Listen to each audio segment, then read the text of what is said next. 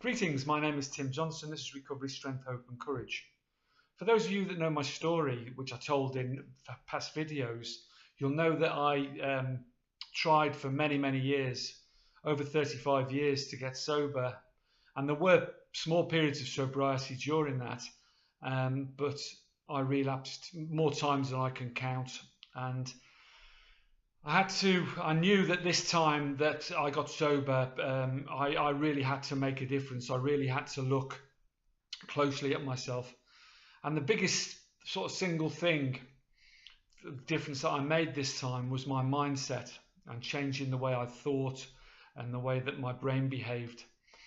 And before I did this, I did quite a lot of research. Even before I attempted to get sober, I was looking at this subject. And it was the subject of something called neuroplasticity, which is probably something that maybe a lot of you have heard of. But 20 years ago, neuroscientists believed that you couldn't change the brain at all. You couldn't change the behavior of the brain. What you'd learned in your childhood and as you grew older, that was it. That was fixed. And as you got older, basically your brain just sort of began to die and disintegrate. You couldn't sort of grow it but now that's science, modern science, and because of the MRI scan and modern neuroscience, they've now proved that neuroplasticity exists. In other words, that you can create new pathways in your brain and you can grow your brain, which means that you can change your thoughts, moods, habits, etc, etc. And like any other muscle, it's repetition. You have to train and change the way you think and your mindset. So I got really interested in this and did a lot of research on it prior to sobriety. And what I've done, I've used a lot of this during this period now of 18 months that I've been sober, that I've never been happier or stronger. And it's made a massive difference to my sobriety this time and strengthened it. So I just want to share with you a few things that I did and do and consistently do now, because it's not a finished work by a long shot. You know, I'm still a work in progress, as I've said countless times. So the main thing that really stops you, fear.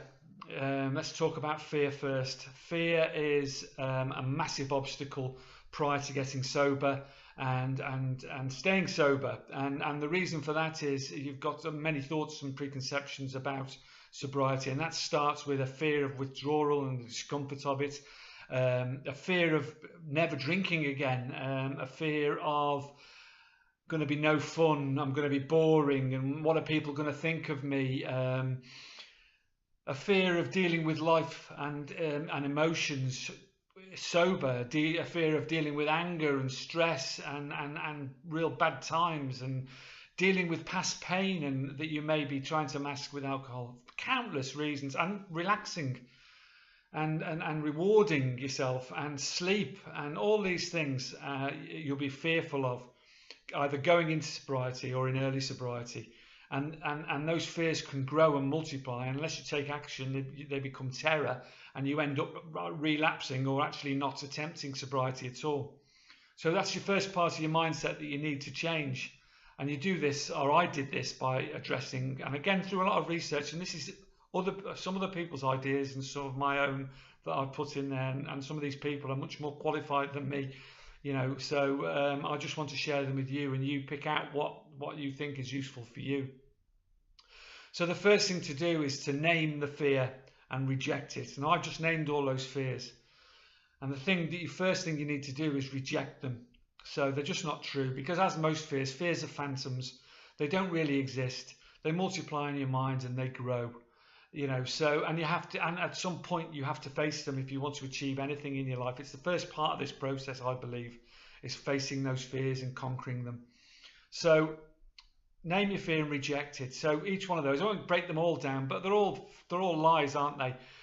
Because no fun and boring is rubbish, because as you get into sobriety, you become actually more attractive to people and more entertaining, because you know what you're doing, you're focused, you get new interests, new hobbies, new skills, your whole attitude to life becomes, you know, more positive and more fulfilling and happier. So that's that first one, rejected. Dealing with life and emotions, it's much easier to deal with emotions, and it's hard, don't get me wrong, and you know it's hard, you know, I'm not being blasé about this, but it's far easier to deal with crisis, to deal with emotions sober than it is drunk or drinking, because those emotions multiply and get worse and worse and worse, and particularly negative ones, as you drink, as you know. So you can reject all that. Dealing with stress, it makes you more stressed. Dealing with past pain, you may forget it, but then it comes back 10 times worse as soon as you sober up, so you have to drink more. Reject it.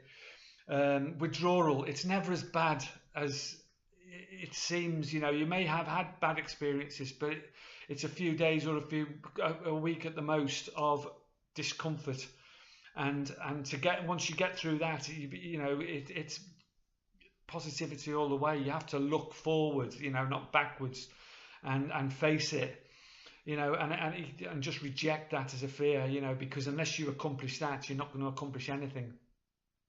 Relaxing and sleep, well, again, that's rubbish, because it doesn't help you relax. It actually stimulates your body, alcohol in particular, and all drugs. You don't get a sleep pattern, you don't get proper sleep. So you can reject, you know, again, you've named them, you've rejected them, and then you reprogram your brain with different thoughts. So basically all positive thoughts, as I've said. So you're saying to yourself, you know, I can relax more without drinking because my body's calm, it's free of poison, it can return to its natural rhythms, my sleep pattern will return to normal, I will become more fun, I will become more focused, I will become stronger and be able to handle my emotions, my feelings, my pain. I'll be able to deal with past pain because I'll be focused on it and be able to then revisit it and deal with it. I'll become a more fun person, a better person to be around, and a more attractive person. So they're reprogramming your brain constantly. You're telling yourself these things. But finally, the most important thing with all of these things I'm telling you now, to rebuild your brain, to create these new neural pathways, this neuroplasticity, you have to take action. It's the most, inaction creates terror, basically, with fear. Action just dismantles it. You take action, you start to rebuild your brain. So you start to do these things, you start to live these things. And then we move on to the second part, which is habits. Habits, I mean, what things that took you back to associations, habits, things, triggers as people call them, places, people, things, smells, tastes, occasions, all these things you have to reprogram your brain to face in a different way. And that's not an easy thing to do. So you start off with small bites with this thing, and it starts small, and you start to, and I said before, you start to keep the promises you make to yourself to rebuild these habits in your head, because it takes a good 30 days to rebuild a habit, and that's doing it constantly. So I started small, particularly when I was in early recovery, because you just didn't feel like doing anything else. So I started small, and it was like, and Special Forces soldiers are trained to do this, funnily enough, I discovered at a later date when I was doing, but make your bed properly. And it sounds stupid, but make it neatly and tidily so you're proud of it. Start to take care of your appearance, shower daily, which perhaps you weren't doing before. Commit to yourself, promise yourself you're going to have like 4 or 5 glasses of water daily. Then do that for a week. Do those 3 things for a week, etc., and build up week on week. And then they become habitual, and those bad habits you start to leave behind. You train yourself with new associations. So going to the shop for me, or the shops around here, meant for me getting alcohol and getting drugs from the pharmacy. Go to the pharmacy now means getting vitamin tablets that I need, B vitamins. And going to the shops means getting healthy vegetables for my diet, new associations. People I mixed with before that were unhealthy for me, I've lost. My new habits, my new associations, new people, building up new relationships that are all positive and all taking you down the right path. So you're losing slowly all these bad habits, and the good habits are becoming habitual. And then they start to grow. So it goes from the bed and the glasses of water to perhaps what you're eating. 20 minutes walk a day. Right? Because they make that into a habit, you know, and you're getting out in the fresh air and the daylight and breathing. And that starts to become habitual. And because you're doing it day, and you might just, for the first 7 days, that's all you do. The next week, you might say to yourself, I'll try 30 minutes, you know, whatever you feel like. And that leads on, you know, throughout your recovery. So all these little things, these building blocks of building new pathways in your brain, new associations, healthy associations, positive associations. That then you can start moving on to hobbies and interests and new skills, perhaps learning new skills. If you've not got time, then just, as long as you fill in your day, this is the thing, because boredom is an enemy for sobriety. Don't let your mind start ticking over. Don't give it time to tick over. New hobbies, you know, fill your day. You might have your work and your children and all that. Well, make an extra special effort to play extra with your children. Make that a habitual thing. Make it a thing to take them out for a walk, so you can get out as well, like, you know, and take them to the park or show them things. Get new hobbies, perhaps learn a new skill. Start growing new pathways in your brain. Again, healthy associations and healthy pathways. Fill the day. Meditation, you know, I won't harp on about this. It's a whole subject on its own. Breathing, bring that in as a habit. None of us know how to breathe properly, and I've harped on about breathing. We don't breathe properly, and it's unhealthy, and it creates stress in our bodies. If you want to counter this and help yourself feel calm and make it a sort of habitual habit, do 15 minutes a day. If you don't want to do like the Wim Hof method like I do, or other perhaps more extreme forms, you might come on to that later. Start with the 4-7-8 method. So in for 4, hold for 7, slowly out for 8. And do that for 5 or 10 minutes a couple of times a day, or even 5 minutes a couple of times a day. Make that habitual. Build it into your program. Build it into your life. Schedule your day. Habitual all the time. Things becoming habits. Smiling, being kind, being selfless, all these things, not judging. Bring these in as slow as habits. Just smiling to start with at other people. You may not feel like it, but what will happen is it'll create positive pathways and connections in your brain. And I didn't think 2 years ago that any of this would work at all for me. And now I don't have, you know, all I have bad days. Everyone has bad days, and sometimes you might feel a bit low, but it doesn't last for a couple of seconds, because I'll just snap myself out of it. I'll ask myself the question, is this about you?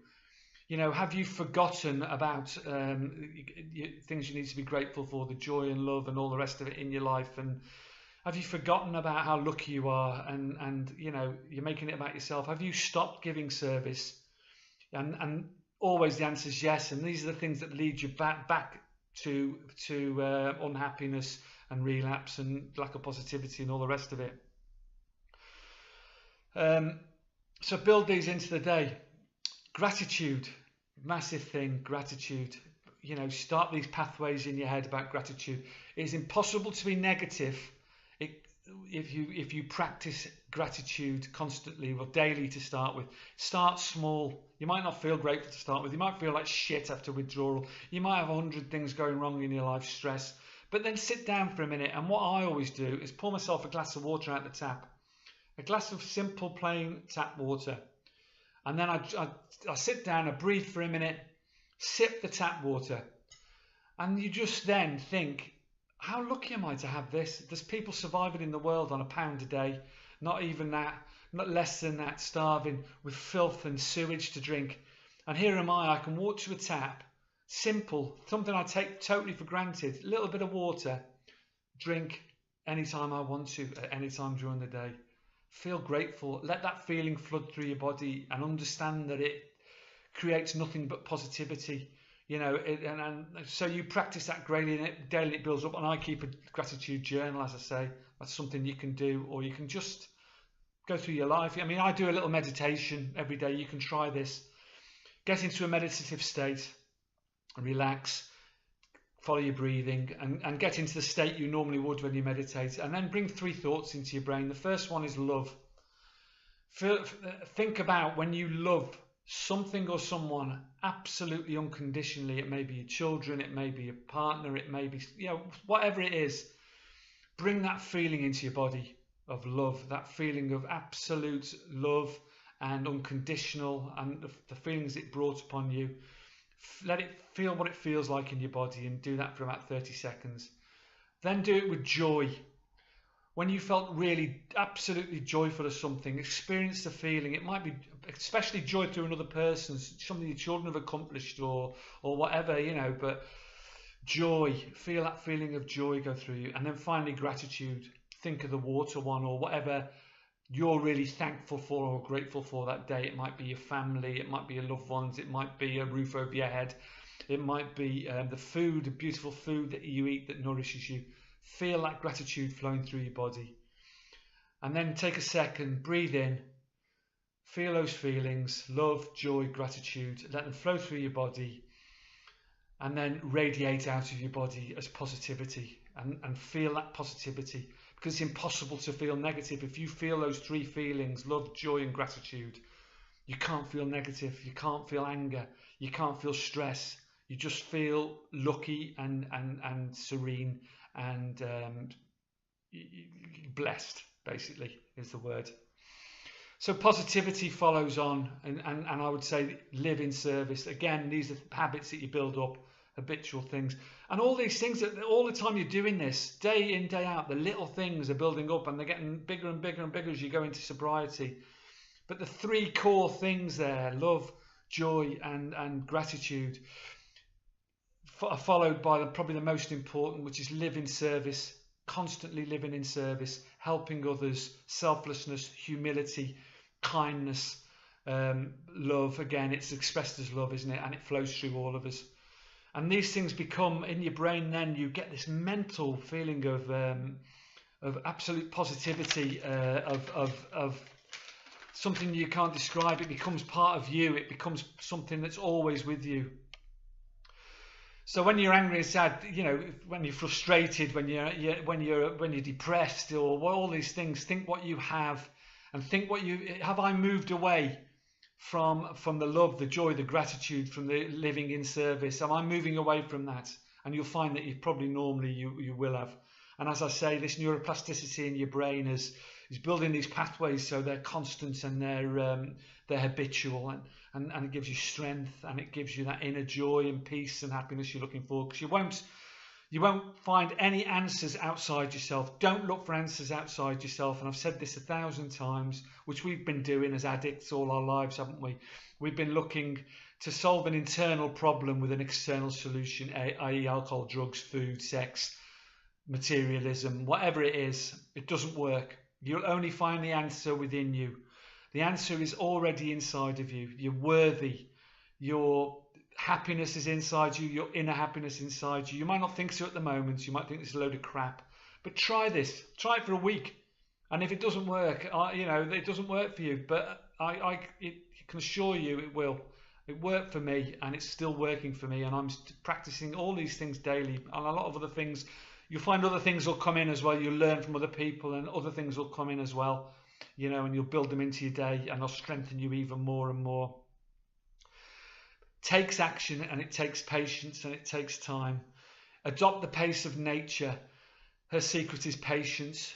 So that's what I always say to myself. I had to look down and adopt the secrets of nature. Her secret is patience, and it does take time, and it takes action, all of this. I'll leave you with a couple of quotes which I always find useful for this. And Ralph Waldo Emerson's a big hero of mine. I read a lot of his stuff, and one of his quotes is, "What lies behind us and what lies before us are tiny matters compared to what lies within us." And your happiness, your true happiness, your joy, your inner joy lies within you. Nowhere else. You won't find it outside of you. You're strong. The only person you are destined to become is the person you decide to be. It's all about choice, isn't it? And it's all about just practice and action, and constantly rebuilding yourself into that best version of you can be. It's the person you decide to be. You don't find yourself, you create yourself. It's that's what it's all about. And recreating yourself is exciting and full of joy and inner peace and happiness and serenity that you'll have never known before. Life is short, live it. Love is rare, grab it. Anger is bad, dump it. Fear is awful, face it. Memories are sweet, cherish them. I'll leave you with that thought. Carpe Diem. I hope you found that useful. Seize the day. Much love. See you next time.